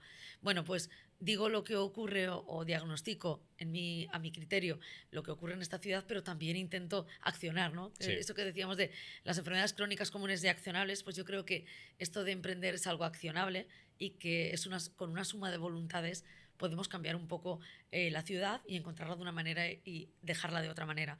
Es nuestro legado y es un poco parte de lo que yo me dedico en estos momentos de mi vida. Ya no tanto en mi empresa, donde tengo un cargo no ejecutivo en este momento, sino más bien en estos ámbitos donde creo que perfiles como el mío no son tan frecuentes, es verdad, donde creo que tengo acumulo experiencia que puede llevar a tomar determinados rumbos o decisiones que puedan ayudar a otros que vienen detrás de mí.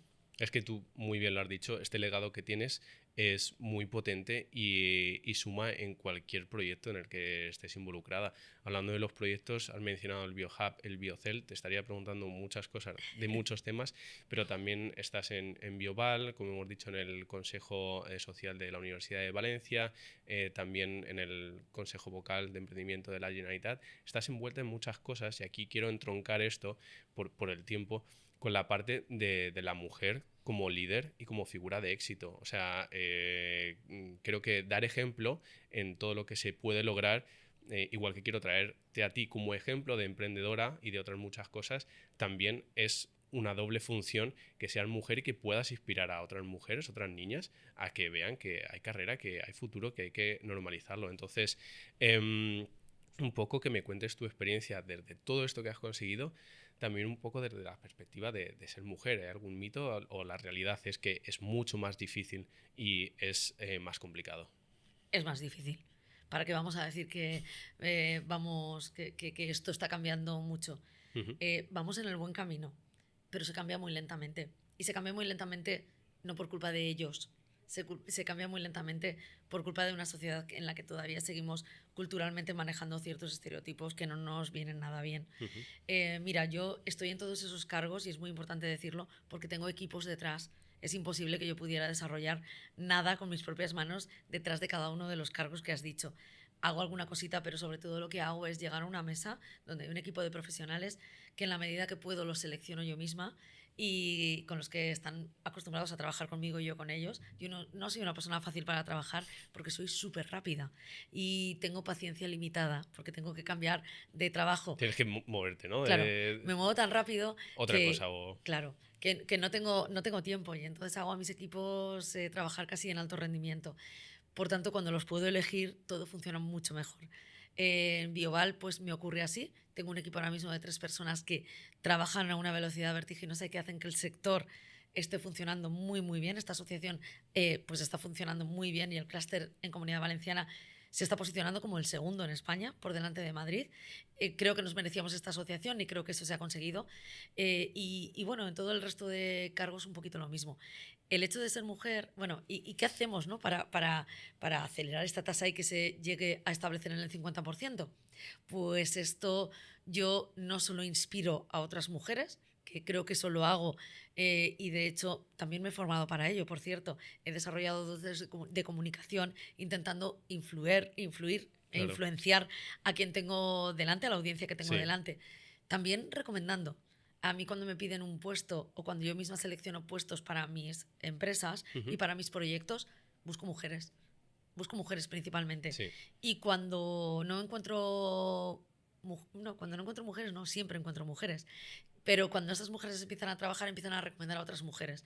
Yo es que creo que Y tenemos hace un llamamiento. círculo, sí, tenemos un círculo que no hemos acabado de romper Sí. y que tiene que ver con que si yo pregunto a un directivo, le pregunto por una recomendación para que me recomiende otros directivos o directivas, me va a recomendar directivos porque se conocen entre ellos, Sí. porque es más fácil que Claro. se conozcan y además también hay más. Sí. En el caso de las mujeres hay menos directivas, pero es que además nadie les pregunta. Generalmente Sí. esto no se pregunta. Todos tenemos en la cabeza un montón de directivos que querríamos que formaran parte de nuestros proyectos y alguna directiva suelta que está trabajando seguramente porque funcionan extraordinariamente bien. Entonces creo que aquí lo que tenemos que hacer nosotras es seguir actualizando y incrementando nuestra agenda de mujeres directivas y emprendedoras para que sirvan como no solo como referencias, sino también como prescriptoras de otras directivas y profesionales para el futuro. Totalmente. Hasta, insisto, dejarlo en ese 50%. Y luego, por cierto, ya vendré culturalmente dentro de las familias que dejemos de leer los cuentos de Caperucita Roja y otros clásicos y empecemos a contar historias donde mujeres se pagan la carrera por sí mismas y luego entran en proyectos de investigación y luego inventan artilugios en ingeniería para salvar personas o fabrican módulos de cohetes espaciales. O sea, algo un poquito diferente a los clásicos. Sí, es que por suerte ya tenemos no todos los ejemplos que querríamos, pero ya hay muchos ejemplos para empezar a cambiar la historia y a contar otros cuentos nuevos. Entonces, yo creo que es muy importante sobre todo el ejemplo, porque igual que, ya lo he dicho, queremos dar ejemplo a los emprendedores, si es una doble función de dar ejemplo a aquellas emprendedoras, pues mucho mejor, porque todavía existe esa barrera un poco cultural. Y una pregunta que quería hacerte clara y concisa es ¿cómo se puede apoyar, fomentar y visibilizar a que la mujer emprenda? ¿Qué herramientas se pueden dar a tu parecer? Pues hombre, mira, esto de los premios es importante porque los medios de comunicación se hacen eco de estas cosas y tú ahora mismo estás preguntándome por la historia de mi vida. Esto, pues alguna muchacha así motivada estará en la elíptica o en la cinta y estará diciendo qué escucho para entretenerme. Y a lo mejor oye este podcast y a lo mejor pues ahí cambia un poquito una dinámica y a su hija luego le cuenta una serie de historias un poquito diferentes. Yo creo que lo que tenemos que hacer es seguir Quizá ya tiene la idea de, oye, no sé, me gustaría emprender, pero no sé si voy a dar la talla. Oye, pues llegan, si es que es así. No vamos a descubrir nada nuevo, es visibilización, medios de comunicación a tope, premios y reconocimientos y networking. Al final va de esto. Y luego una convicción conjunta y creo que determinadas asociaciones donde todo esto nos lo recordamos diariamente y nos dedicamos a hacer una serie de eventos a lo largo del año para ir captando cada vez más personas que siguen un poco pues estas lógicas, ¿no? Estas dinámicas que pensamos que son lo que transformará culturalmente nuestra sociedad.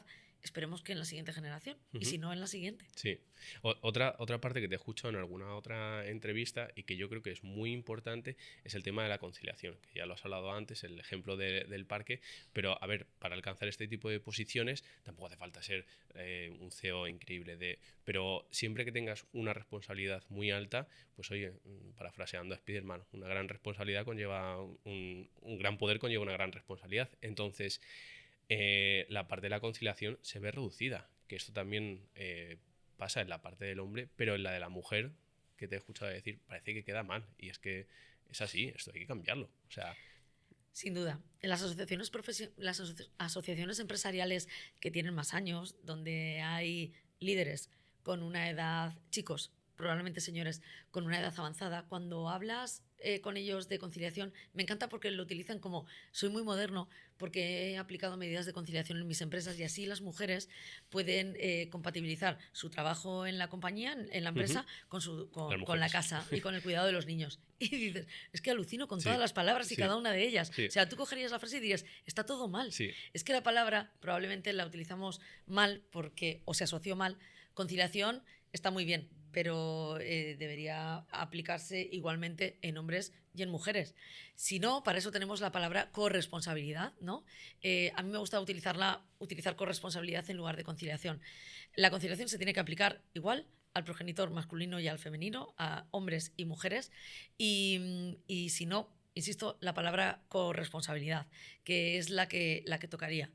Y yo creo que esta es uno de los grandes retos que tenemos por delante y que tenemos que ir realizando medidas, pero que no tienen que ver con que las mujeres tengan mejores horarios laborales, porque la verdad es que ser CEO de una compañía implica un horario laboral ampliado y Sí, extendido, un poco loco. absolutamente intensivo. Sí. Entonces, no puede ser que creemos puestos de CEO para ellas. Eso Ujú. no va a ocurrir. Los puestos de CEO son de CEO. Lo que tienen que hacer ellas es acomodar su tiempo para poder ostentar este cargo y no tener ningún remordimiento Eso luego es. dentro de casa. Lo que no puedas asumir tú, que lo asuma tu pareja, y lo que no se pueda asumir en el seno de ese entorno familiar se subcontrata, como todo en la vida. Sí, Y luego lo que tienes que hacer es gestionar tu vida familiar como tu vida profesional, y tanto éxito vas a tener familiarmente como lo tienes profesionalmente. eso Esto es. al final se trata de una cuestión de gestión. Y ahí sí que querría compartir con con toda nuestra audiencia que yo he tenido un gran éxito en la gestión de mi familia, y que a pesar de haberles podido dedicar poco tiempo, he seleccionado muy bien los momentos y qué iba a hacer con ellos en cada momento y cuáles son los mensajes que iba a trasladarles.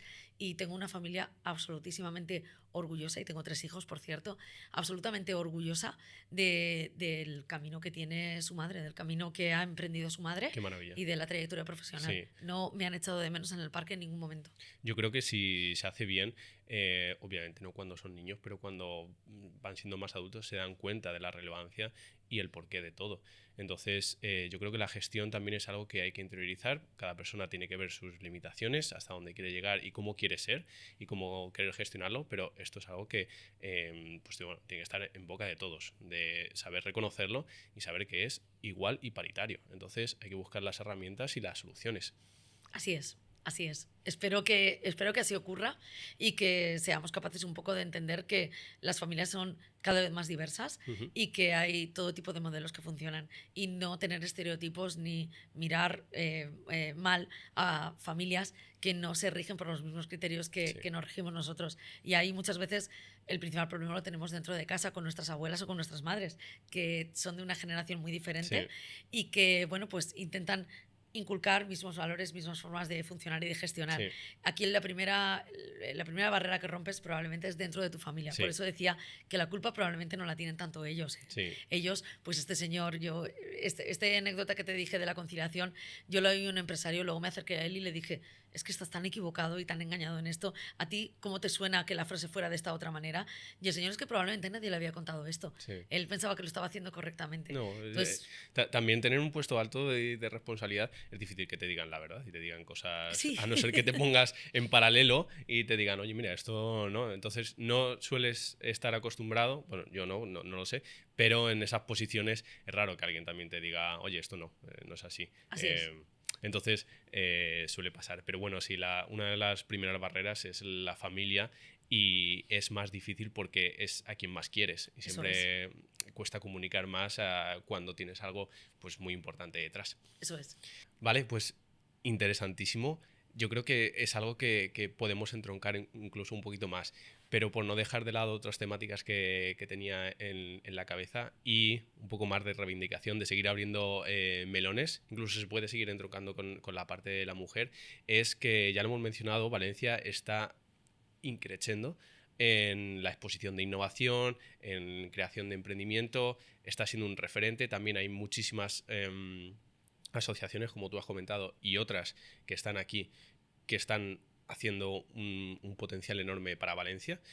Yo creo que es la mejor etapa que ha vivido Valencia en cuanto a innovación e emprendimiento. Se respira un aire diferente. En este espacio también es prueba de ello, de todo lo que se está creando. ¿Cómo ves tú esta visión? ¿Anima a que vengan emprendedores e innovación aquí a Valencia? ¿Todo este caldo de cultivo? Vale, vamos a dar algunos tips, ¿no? Algunas cosas, algunas pistas de lo que creo que podría estar ocurriendo en este momento y que además es que encima va a seguir ocurriendo porque hay cosas que no van a cambiar. Una de ellas es que tenemos un mecenas en la ciudad con sus seguidores y detractores. Esto es algo que, vamos a ver, tenemos que verlo en positivo. Sí. Esta familia podría dedicarse a comprarse un yate cada día y salir, dársena para arriba y dársena para abajo y darse unos paseitos, pero ha decidido, pues con ese legado y con esa responsabilidad, destinar parte de su fortuna a crear su propio ecosistema, Sí. un ecosistema cerrado en el que tiene su escuela de empresarios, su aceleradora de empresarios, emprendedores empresarios y su fondo para ayudar económicamente a empresarios. Vamos a ver, ellos mismos han creado una forma de trabajar, lo hacen a su manera y lo hacen de forma complementaria y se relacionan con el resto de entidades. Han dedicado parte de su fortuna a hacer esto. Esto ya te está indicando que en esta ciudad hay sensibilidad por movilizar todas aquellas características de los emprendedores. Entonces, igual que ellos lo hacen y bueno, pues hay otras entidades que lo estamos realizando y estamos centrándonos en el ámbito en el que pensamos que somos más potentes. Oye, desde el Consejo Social podemos trabajar en la transferencia de tecnología desde la universidad a la empresa. Pues venga, vamos a trabajar en eso. Vamos a crear los procedimientos, vamos a unir universidad y empresa para que no sea una relación tan asimétrica y desigual como hasta ahora ha sido, o tan desconocida, que exista tanto desconocimiento entre ellos. Oye, hay otra gente que ha trabajado mucho con fondos de inversión y que han trabajado fuera de Valencia y ven una oportunidad aquí. Venga, démosles la bienvenida, ¿no? Generemos espacios para que esos fondos de inversión vengan a conocer aquí los proyectos y se establezcan dentro de nuestra ciudad. Yo he tenido muchos procesos de M&A, de compra de empresas, Sí. y no he tenido narices a contratar técnicamente los servicios de un experto en mi ciudad. Es que he tenido que irme a Madrid, Sí. porque es donde ocurre la acción, ¿no? Entonces, yo creo que todo este ecosistema que se empieza a crear pues por algunos de nosotros que empezamos a poner esas primeras piedras y a complementarnos las experiencias que tenemos cada uno de nosotros, al final, pues todo esto lo que tenemos que hacer es, como todo en la vida, escalarlo y generar un efecto tractor. Y eso es lo que creo que está ocurriendo. Creo que estamos empezando a detectar el efecto tractor que tiene la ciudad. ¿Dónde no podemos despistarnos?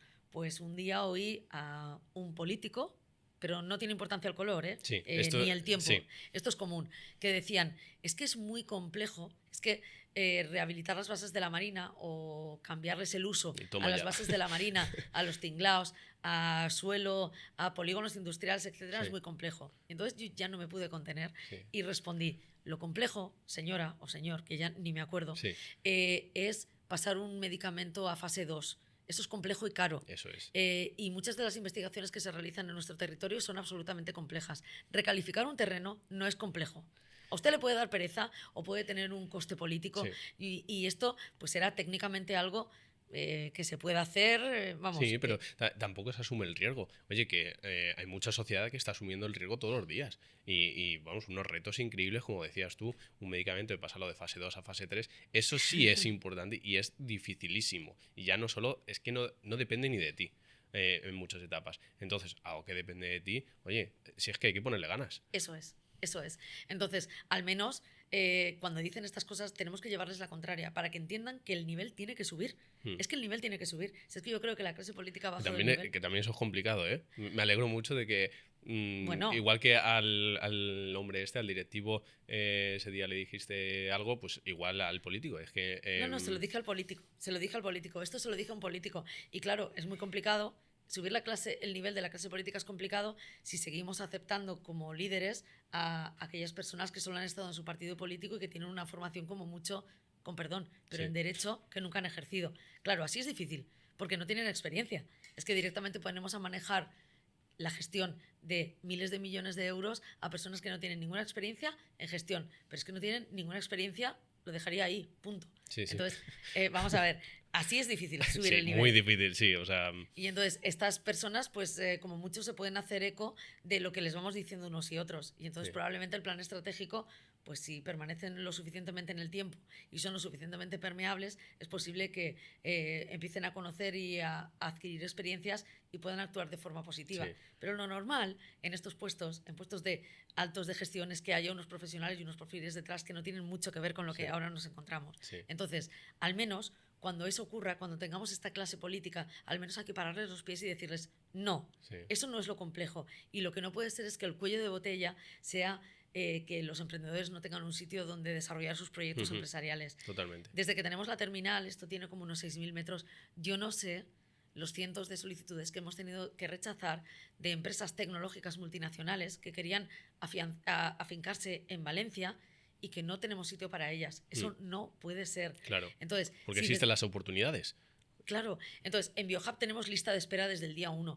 Terminal está al 80% de ocupación, pero no tengo espacios para de 100 en 100 y de 200 en 200, que es lo que me piden. Y esto necesariamente o nos ponemos a construir pisos para esos profesionales que vienen de otros países y a liberar polígonos industriales urbanos y reconfigurarlos a bloques de oficinas y a movilizar todos estos espacios singulares de la ciudad y además con cierta prisa, o el cuello de botella se va a trasladar. Y lo vamos a tener en que lo básico lo tenemos sin atender. Tenemos talento en las universidades, tenemos capacidad de transferencia, bueno, pues la vamos generando. Y ahora resulta que el problema que va a tener Valencia es que no habilitamos los suelos o no construimos. Bueno, pues yo, de verdad, que si esto pinta así, pues en fin. El problema menor no puede ser el cuello de botella. No. Es ponerle ganas y, oye, pues si es mucho riesgo o no sabes cómo, te echas a un lado, que dejen hacer los que tienen interés y saben. Y bueno, pues tú estás ahí, aprendes. Lo que pasa es que, claro, es una visión compleja para los políticos, que esto es totalmente ya el balón echado. Pero este es el primer paso. Sí. Para mí el primer paso es que se diga alto y claro. Yo creo que esto lo decimos siempre en nuestras tertulias, pero luego en los medios de comunicación, ay, no, que yo estoy esperando que me den una licencia. Oye, mira, pues lo que hay que decir es alto y claro que nos merecemos una clase política que tenga un nivel suficiente para entender un plan estratégico de largo alcance y a largo plazo. Entonces, el proyecto Ciudad no puede ser, jamás se desarrollará en el tiempo que tienen ellos en su programa electoral. Es que esto va mucho más allá y el plan estratégico que debería atender a la ciudadanía, pues, y también en el ámbito del emprendimiento y de la ciencia, debe ser algo más a largo plazo y debe ser algo sostenido independientemente del color político. Sí, sí. Es que evoluciona todo muy rápido, entonces tienes que evolucionar tú a la misma rapidez. Y estás viendo que Valencia se puede posicionar muy bien, intenta no ser el cuello de botella. Intenta habilitarlo y, oye, que no dependa de ti todo lo que vaya a pasar, porque todo el ecosistema que se está creando ahora lleva mucho trabajo detrás y pararlo es parar toda la maquinaria que se ha estado desarrollando. O sea que por esa parte yo creo que está bien que hagamos este llamamiento. En cuanto a la parte de cómo ves, tú estás involucrada en muchas actividades, ya hemos visto cómo se puede mejorar todo, o bueno, algunos consejos de cómo podría evolucionar, de cómo esto se puede recalificar y usar, pero ¿hay alguna otra forma en todo lo que estás involucrada o quieres darle publicidad en todo lo que estás para que los emprendedores, decías 260 y pico asociaciones, cómo se puede dar más información, más cultura, más educación para que alguien que tenga el interés pero que no sepa muy bien dónde encajarlo diga, pues mira, oye, puedo ir aquí a ver si puedo continuar con mi proyecto o buscar a alguien que me complemente para formar equipo? ¿Cómo se puede ayudar aún más a la ciudad? Bueno, yo empezaría diciendo que para ellos, para los emprendedores, yo creo que lo que hay que hacer es una labor de investigación, ¿no? Tú tienes que irte a tu territorio y, bueno, en aquello que quieras emprender tienes que buscar los medios y las herramientas. Y, bueno, pues ahí lo que haces es ver lo que te ofrece tu ámbito, tu entorno, todos los kilómetros hacia los que te quieras desplazar. Oye, yo llegaría hasta Madrid. Bueno, pues entonces ya puedes ver lo que se hace en emprendimiento en Valencia y hasta Madrid y todo el ámbito de influencia, ¿no? Cuando veas qué se ofrece, tú tienes que hacer también una reflexión interna de qué es lo que necesitas y luego ahí pues buscar aquello en lo que te sientes más inseguro y que quieres un poco fortalecer antes de iniciar tu proyecto de emprendimiento. Y luego, como bien decíamos, una vez que ya tienes esto identificado, te apuntas a todo ello, asistes a todos estos todo lo que sitios se pueda. y conoces a todo el mundo posible. Y luego hay algo que yo siempre les recomiendo a todas las personas que me preguntan, que es la firmeza amable. Firmeza y amable, no se pueden, es un binomio, Ajá. no se puede separar. Entonces, Interesante. cuando encuentras a Ángela Pérez, a Iker Marcaide en un evento de este tipo y necesitas algo de ellos, pues les insistes. Redes sociales a tope, conexiones a tope, los persigues si es necesario porque necesitas algo de ellos. Y cuando no te atienden, sigues insistiendo.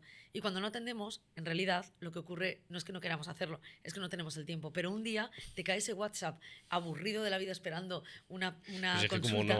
¿cómo Y vas a tener contestas. tiempo? Si es que... Pero porque estás un día esperando en el médico y solo Sí. tienes el móvil delante y te has Dices, aburrido anda. ya de mirar Instagram Sí. y dices, ¡ay, mira! Esta chiquilla que conocí en no sé qué Sí. y me está pidiendo una cosa tan tonta como el contacto Sí, sí. de no sé quién. Plap, y lo pasas. Sí. Entonces, yo creo que esto es una recomendación que quiero dar a todos los emprendedores porque luego encima la vida es tan difícil en el ámbito del emprendimiento que acostumbrarte a insistir es algo que si lo vas perfilando ya con personas, pues luego probablemente lo harás con clientes, luego lo harás con proveedores, luego lo harás con tu equipo. Entonces, el no renunciar nunca a algo y ser súper amable pidiéndolo casi hasta el infinito, pues creo que es algo interesante. Yo creo que si se es amable, porque está la barrera de, ay, no quiero molestar o que van a decir soy muy pesado, pero oye, si eres amable, pues insiste, y si no te dicen nada, pues será por tiempo, y si te dicen que no, pues ya tienes el no, pero has sido amable. No, al menos no se podrán quejar de que, oye, qué formas son estas de venir, encima que vienes. Yo creo que es un buen binomio. No había pensado, pero... Y pero tenemos sí. cierta parte, yo creo que no somos personas narcisistas, porque si no probablemente no estaríamos en estos sitios, ¿no? Pero tenemos nuestro puntito de ego, ¿no? Y Claro. nos encanta que haya personas que se interesen y nos encanta, somos maestros en el sentido tan maravilloso de esa palabra, que a mí es una palabra que me alucina y que si tuviera que, si alguien me pudiera decir un piropo, pues si me llaman maestro, pues yo me sentiría súper halagada, ¿no? Entonces, si alguien está considerando que tú eres una persona importante para ella, para darle un consejo, es que me parece, a nosotros nos están haciendo el favor casi a nosotros. Sí. Entonces me parece que esto vamos a atenderlo siempre. A no ser que alguien diga, oye, mira, no me sigas preguntando, no tengo tiempo para esto. Bueno, pues ya está, hemos acabado ahí. Exactamente. Pero cuando no respondemos no es porque no queramos, es porque no se ha dado la oportunidad y se dará. Es maravilloso saberlo, de que lo puedas decir, porque habrá a lo mejor alguna persona que diga, no sé si escribir a Ángela, no sé si le voy a molestar. Es muy cultural, porque en otros países, por ejemplo en Estados Unidos, que tengo muchos compañeros de allí, es como, yo hasta insisto, y si me tengo que plantar delante de tu oficina, me planto. Por supuesto. Entonces, siempre hay que... Es un buen binomio, ser amable. Y con eso, pues oye, muy bien. Un último tema. Parte de biotecnología, ¿vale? Esto lo vamos a reducir muchísimo. Estás en el campo de la biotecnología. Para todas aquellas personas que quieran o que estén involucradas ya en el campo de la biotecnología, ¿cómo estamos a nivel nacional, a nivel de España? ¿Estamos a la cola? ¿Estamos de forma general? ¿Podemos competir en Europa? Yo creo que sí, pero con Estados Unidos no hemos hablado de este tema, y era uno de los temas que quería hablar contigo. Hay mucha diferencia en cómo se llevan las cosas en Estados Unidos, y es difícil siempre ser pionero con un país en el término de la biotecnología, con Estados Unidos, mediante legislación, inversión, conexiones con las grandes corporaciones. Entonces, mi pregunta es, tú que estás totalmente involucrada, ¿cómo ves el sector biotecnológico a nivel nacional?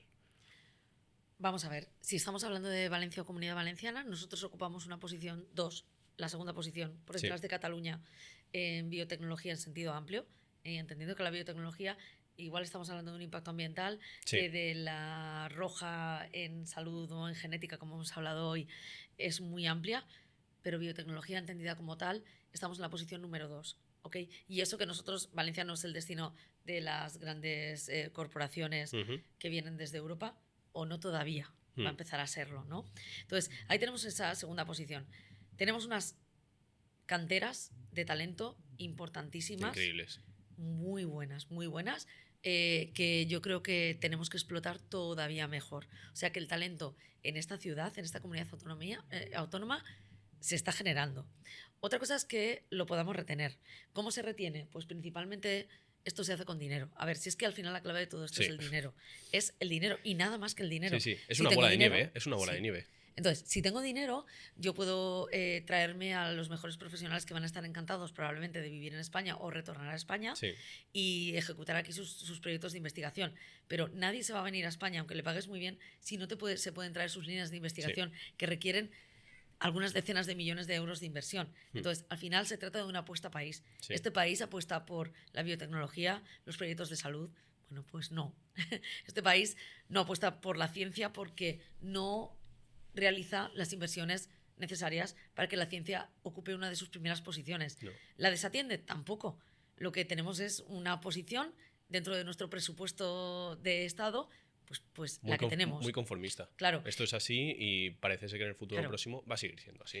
Claro, entonces, ¿podemos gestionar mejor los recursos que nos llegan? Siempre se pueden gestionar mejor los recursos que llegan, pero ya te digo que cuando he trabajado con otros grupos de fuera de España, ostras, cómo afinamos cada recurso que tenemos, porque Sí, es sí. que aquí nos cuesta el doble conseguir Exacto. o el triple conseguir la financiación. Exacto. Entonces, no creo que dependa tanto de los investigadores, que al fin y al cabo somos personas absolutamente motivadas y vocacionales, que yo creo que más allá de lo que cobremos, estamos desarrollando nuestro trabajo con igual intensidad. Sí. Yo creo que depende del dinero que se invierte. Y luego de otra muy mala costumbre que yo desterraría, que es el café para todos. Oye, aquí hay unas grandes tendencias mundiales, Sí. pues yo creo que modularía o llevaría la máxima financiación a aquellas disciplinas que vayan en las grandes tendencias mundiales Sí. y donde podamos conseguir una ventaja competitiva como país para afuera. Si encima de tener poco dinero, el poco que tengo lo reparto, Lo repartimos pues ya, de ya forma... es lo que tengo. Entonces, No. lo que estoy haciendo en realidad, o sea, y entonces a mí ahora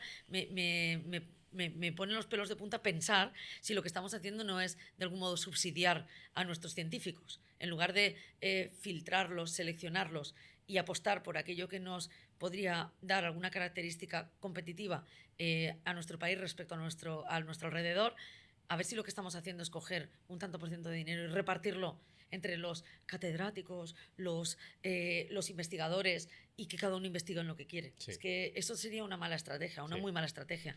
Entonces, quizás nos tenemos que plantear también, a ver, lo primero sería, ¿cuánto dinero estamos poniendo ahí? Que podríamos multiplicarlo por 2 y creo que no pasaría nada, multipliquémoslo por 2. Y luego también, para no poner siempre el problema en aquello que no somos nosotros, no, nosotros somos científicos muy buenos que gestionamos fenomenalmente bien y ahora lo que pasa es que no tenemos suficiente dinero. No, espérate, es verdad que no tenemos suficiente dinero y ahora nosotros lo podemos hacer mejor, pues honestamente... Sí, y ya está. Y entonces nosotros ahí lo hacemos un poquito mejor. Y luego creo que tendríamos que tener una estrategia. Sí, bueno, de la estrategia, esto es un melón increíblemente grande porque cuando se habla de cómo se reparte el dinero, todo el mundo quiere un poco y quiere que sea equitativo. A ver, yo creo que no puede funcionar así porque hay ciertas tendencias, una de ellas es la biotecnología y con la llegada de la inteligencia artificial, esto muy seguramente vaya a explotar incluso más en los próximos años. Entonces... vamos a ponerle más dinero porque puede repercutir mucho más. Pero bueno, es ciencia y ciencia siempre es difícil de ver el resultado a corto plazo. Y esto yo creo que es lo que falla en la sociedad, en quien dirige cómo se reparte el dinero. Y muchos de ellos vienen de la propia ciencia, pero bueno, pues por diferentes razones yo creo que no quieren verlo. Es como, sabes que esto va a tener un retorno a largo plazo. Pero porque políticamente no se puede. Claro, es cortoplacismo. Pues, políticamente no se lo pueden permitir. Entonces llegan y hacen pues ese riego por inundación. Ya está, cojo el dinero y lo reparto. Todos contentos, que son votantes todos. Pero en realidad la dinámica debería ser idéntica a como ocurre cuando alguien está invirtiendo en proyectos de biotecnología. No, un inversor coge y dice, bueno, pues entonces como tengo 100 millones y tengo 100 empresas, pongo 1 millón en cada empresa. De ninguna de las maneras. Seguro que hay una a la que pone 50 millones. Y luego hay dos más a las que pone pues 20. Y luego esos otros 10 millones selecciona 3 más. Se acabó. Y el resto de proyectos no lo merecerían porque tiene que asegurarse que alguna de ellas funciona y funciona muy bien a nivel global. Esto es lo mismo. Para mi investigación, vamos a ver, no de esa manera. Pero porque de 100 se mira, me dejo 5. se mira también desde el punto de vista de negocio. O sea, al final tú pones el dinero, pero has pensar de que, oye, esto tiene que tener un retorno. Entonces, si lo miras desde la parte del negocio, apuesta por lo mejor, porque retornará. Otra cosa ya es la investigación básica, vale, de cierto riesgo equiparativo, pero ya en la parte de negocio, de emprendimiento, startups, compañías, el riesgo yo creo que tiene que ser sesgado por la calidad, para que si tú tienes más dinero, puedas generar un retorno muchísimo mayor con unas probabilidades más altas. Pero bueno, esto es el bucle este en el que vamos hablando del tema de dar el dinero a quien sí, a quien no, y contentar a todos. Pero y otra cosa, ya con esto probablemente nos cierran el chiringuito y disuelven este podcast. Sí. Has hablado de negocio, ¿no? Sí. En el ámbito privado. ¿Y quién está diciendo? ¿Os dais cuenta? Nos damos cuenta de que en el ámbito público manejamos KPIs muy similares al ámbito privado. Y me explico. Estamos hablando de puestos de trabajo, estamos hablando de qué competitividad o qué productividad tenemos en España respecto a nuestros países vecinos. Cuando los políticos hablan de indicadores que tienen todo que ver con una gestión de los recursos que cuando se hace bien van bien y cuando se hace mal van mal. Es que esto, más allá de ganar o perder dinero, ellos tienen un dinero es idénticamente a lo que ocurre con una empresa. O sea, gestionar un país es gestionar una empresa en realidad. Tú tienes una cantidad de millones de euros que consigues de unas determinadas maneras en forma de impuestos y ese dinero lo tienes que distribuir de la mejor manera posible para conseguir unos KPIs determinados, que luego son los que vas a argumentar en tus campañas para seguir siendo los CEOs, o sea, los que lideran ese país. A ver, es que esto es lo mismo. Entonces, lo que no puedes hacer es coger, insisto, esos 100 millones y repartirlos entre los 100 ámbitos o topics que tenías. No es así. Y si lo haces así, tus indicadores son lo que son y no te van a funcionar. ¿Que lo otro es menos popular? Bueno, sí, es menos popular, pero alguien tendrá que dar el paso, ¿no? El problema es, si tú lo miras desde la parte del negocio, como tú lo gestiones mal, caput. Tu empresa, claro. pero aquí luego pues no hay responsabilidad, lo hacen mal, pues oye, nada, salió mal. Y por eso tenemos, la deuda que tiene este país multiplicada estratosféricamente con cada gobierno que nos gobierna, no atiende esos indicadores, no los atiende. Directamente yo tengo mi periodo de 4 años, a ver si me reeligen y entonces serán 8. Y yo en mi tiempo hago lo que hago con los recursos que tengo. Pero a mí no me preocupa en absoluto la deuda acumulada. Que oye, eso ya lo dejaron otros. Vamos, problema de futuro. Si me viene justo gestionar lo mío, ¿cómo voy a gestionar lo de los demás? ¿No? Pero esto, insisto, es que en la medida en la que tuviéramos gestores con más experiencia, que probablemente vienen del sector privado, porque están acostumbrados a gestionar con recursos limitados, obteniendo lo mejor de los recursos que tiene por debajo, mejor nos iría como país. Y alejados completamente de esos políticos que le dicen que sí a todo el mundo y que sonríen y asienten con la cabeza. Que creo que es lo que honestamente en los últimos tiempos estamos visualizando, más del segundo tipo que del primero. Pero bueno, sociedad civil tendrá que hablar. Todo está por ver, exactamente, y la verdad que tener personas como tú, que yo creo que reflejan el objetivo de cerrar este hueco que hay entre diferentes mundos, universidad, empresa, grandes corporaciones pequeñas, emprendimiento, las conexiones que hay socialmente. Yo creo que es un buenísimo ejemplo para todas aquellas personas que quieran saber más y que se sientan identificadas. Así que, bueno, pues creo que vamos a cerrar aquí, Ángela. Ha sido un verdadero placer tenerte. Podríamos hablar de muchísimo más. Yo no me cansaría de preguntarte y debatir contigo cosas y hablarlas. Así que, bueno, ya se verá en el futuro, pero muchísimas gracias por estar aquí hoy. No, gracias a vosotros por dar eco, ¿no? Por llevar todos estos asuntos en los que hablamos en un café, pues en la universidad, en los campus, en las empresas, en las aceleradoras, y que siempre estamos dando diagnóstico, pues nos encanta que poder compartir todo esto con la audiencia. Muchísimas gracias a vosotros.